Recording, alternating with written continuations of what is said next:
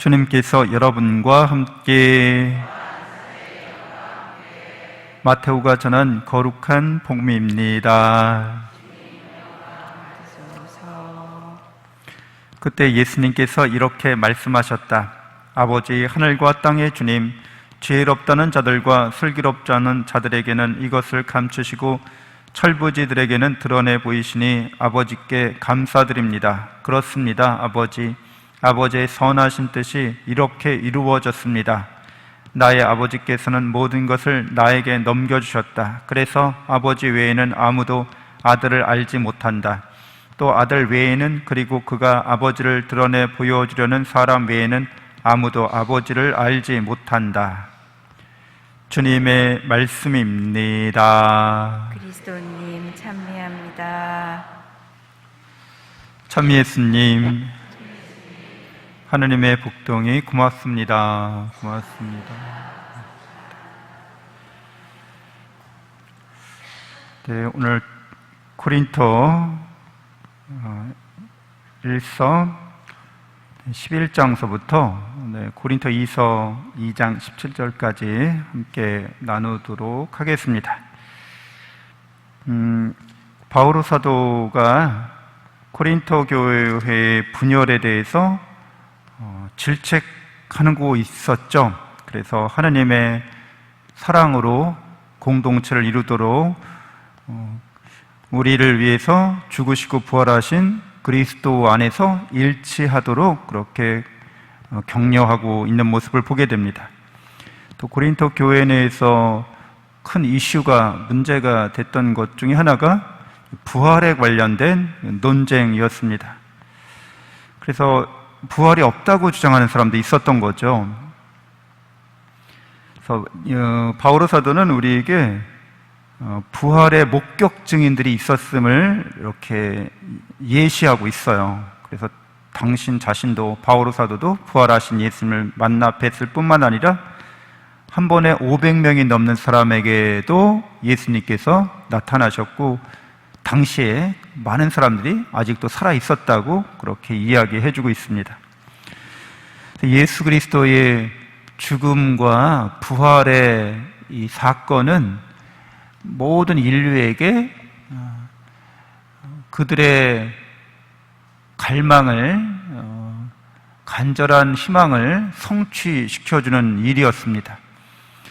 그러니까 예수님 당시에 사람들이 삶에 대해서, 생명에 대해서 갈구하고 있었다는 것은 주일 강론 때 말씀드렸지만, 모든 신화에서 말하는 영웅들의 삶은 결국에는 영원한 생명을 찾아서 그걸 얻으려고 노력하는 삶의 모습들을 보여주는 거였습니다. 우리 역사 안에서도 진시 황제가 영원히 죽고 싶지 않아서 불로초를 찾아 헤매는 모습을 보게 되는데요. 이집트의 그 피라미드도 역시 부활을 갈망하는 그 무덤이었던 거죠. 그러니까 많은 사람들이 삶과 생명에 대한 갈망이 있었는데, 그런 삶과 생명에 대한 이런 갈망이 죽음을 넘어서 예수 그리스도에게서 완전히 성취됩니다. 예수 그리스도께서 죽으신 것, 또 예수 그리스도께서 부활하신 것은 하느님께서 어떻게 우리가 살기를 원하시는지, 인간의 삶이 어떤 삶이 되어야 하는지를 잘 알려주신 거죠. 계시해 주신 거죠. 그래서 우리가 이 세상에 태어났을 때, 생명을 부여받았을 때, 이 세상을 살아갈 때 도대체 내가 왜 세상을 사는지 예수님의 삶에서 배울 수 있습니다.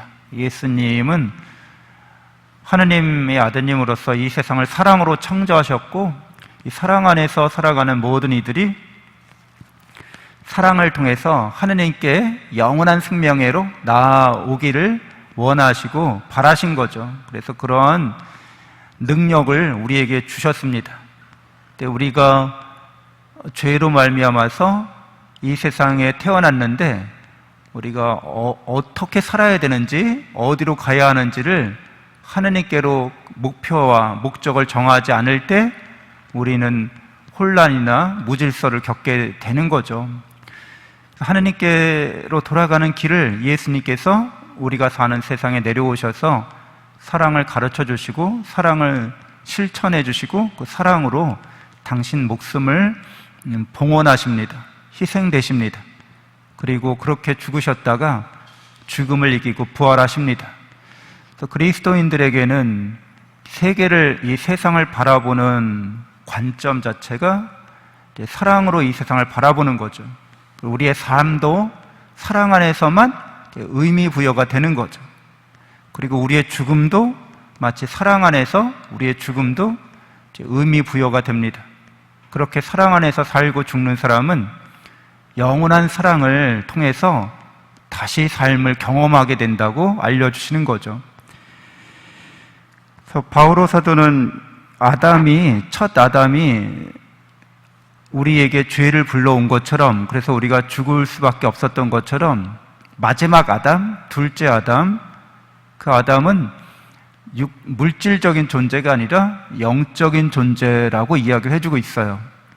그래서 영적인 존재인 둘째 아담이 이렇게 육체를 입고 흙의 인간으로 와서 인간의 죄를 대신해서 사랑으로 자비를 베푸시는 당신의 크신 사랑을 드러내고 그 사랑으로 죽으셨다가 부활하셨기 때문에 우리도 둘째 아담인, 마지막 아담인 그 영적인 존재를 닮아가게 될 거라는 거예요. 첫째 아담이 죄를 지어서 모든 사람이 죄 중에 태어난 것처럼 이제 영적인 아담인, 두 번째 아담인 예수 그리스도, 그분께서 우리의 첫 번째 그런 죄로 인한 죽음을 당신이 몸소 겪으심으로써, 사랑으로 겪어내심으로써 우리에게 꺼지지 않는 영원한 생명을, 사랑으로 인한 영원한 행복의 그런 삶을 우리에게 주신다는 거죠. 그래서 그것을 바오로 사도는 육체적인 몸이 있으면 영적인 몸도 있습니다, 이렇게 이야기해주고 있습니다. 살아가면서 내가 왜 사는지, 어떻게 살아야 되는지, 무엇을 위해 살아야 되는지 항상 답을 얻어야겠죠. 근데 예수 그리스도 안에서 그 답을 충만하게 얻을 수가 있습니다. 예수 그리스도가 아니시라면 내가 왜 살아야 되는지, 무엇을 위해 살아야 되는지, 어떻게 살아야 되는지 사실 정확한 답을 어디에서도 구할 수가 없다는 거죠. 예수 그리스도를 믿는 사람들은 그렇기 때문에 죽음을 두려워하고 죽음의 두려움에 사로잡힌 사람들이 아니라 죽음이라는 것을 사랑 안에서 받아들이기 때문에 마땅히 내가 죽어야 한다는 거죠. 사랑으로 나는 죽어가고 있고 사랑으로 죽을 거라는 거죠. 그리고 마침내 하나님의 사랑 안에서 다시 삶을 부여받게 되리라는 것은 너무 자명한 결론이 됩니다. 우리의 삶 속에서 아주 일상적인 삶에서도 이러한 진리는 거듭거듭 체험이 됩니다.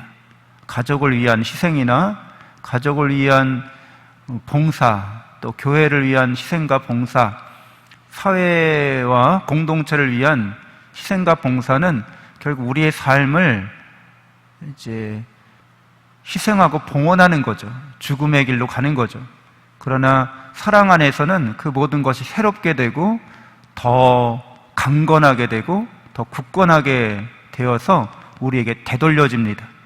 이러한 삶이 그리스도인의 삶인 거죠. 계속해서 하느님을 닮아가는 삶이 사랑 안에서는 가능하게 됩니다. 잠시 눈을 감고 묵상하겠습니다.